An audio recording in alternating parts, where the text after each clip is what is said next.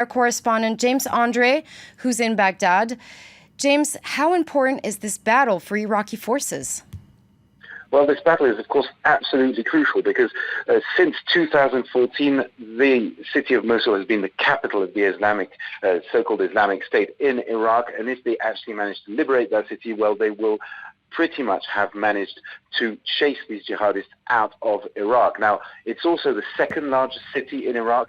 So, of course, it is very strategic for the actual country itself. And then politically, inside the country, it is, of course, a very strong symbol that indeed the Iraqi army and the Iraqi police will be doing the job. That's been said by Haider al-Abadi. All the other militias supposed to be kept outside the city, but we'll have to see how that unfolds. But yes, it is a crucial battle that's underway, and that will mean that ISIL will no longer be in Iraq, but they'll mainly be in Syria.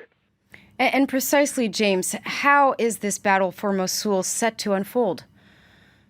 Now, they're going to be attacked by two main axes. One on the northeast of the city, that will be by the Peshmerga forces, the Kurdish forces, and one on the southern side of the city, and that will be by Iraqi military forces. Now, all these forces are already in place. Now, there's been a long campaign to liberate all the villages around Mosul. It's important to note that the information that we've been having is that a lot of these forces are still quite a distance from Mosul. Now, we did get an information, our crew managed to get hold of Afghani al-Assadi, who is the general in charge of the so-called Golden Brigade. Now, these are usually Iraqi special forces that enter cities first. They've done that in various occasions, including in Ramadi, but also in Fallujah. Now, he did tell us yesterday that he was at the gates of the city. He wasn't more precise, but it is possible that there are Iraqi forces right on the outskirts of this very big city, and we're talking about 1.5 million inhabitants before ISIL took control of it. And the Islamic State group is set to fight hard to keep control of their stronghold. What opposition are Iraqi forces going to face? Now, they're going to face probably staunch opposition. We do not know. It's important to note that all the cities that have been liberated until now were expected to be defended very harshly. That, for the time being, has not really happened. Now, what they did always do is leave a pockets of resistance inside the city, but usually most of the jihadists had left the city by the time the Iraqi forces actually made the final push to enter the cities.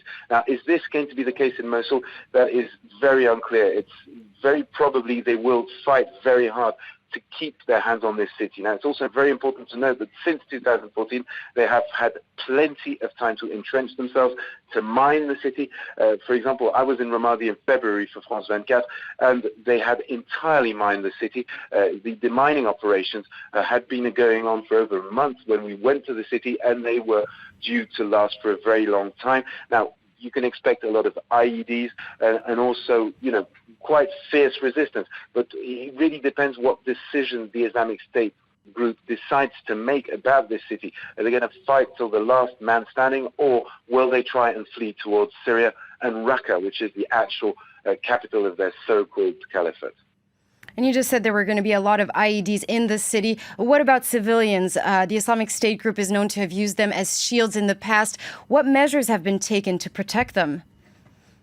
Well, they have already started to use them as shields. For the moment, they're not letting anyone leave the city. So, indeed, the Islamic State are going to use the more or less million inhabitants of the city as human shields. That is one sure thing. And actually, the UN is already very worried about what's going to happen when these people become displaced people. This is, of course, one of the main challenges facing the forces that will try and retake the city. They can't really use massive bombing campaigns to root out the jihadists. They need to protect the civilian population. Now, there has been work that's been done in order to take care of potential displaced people.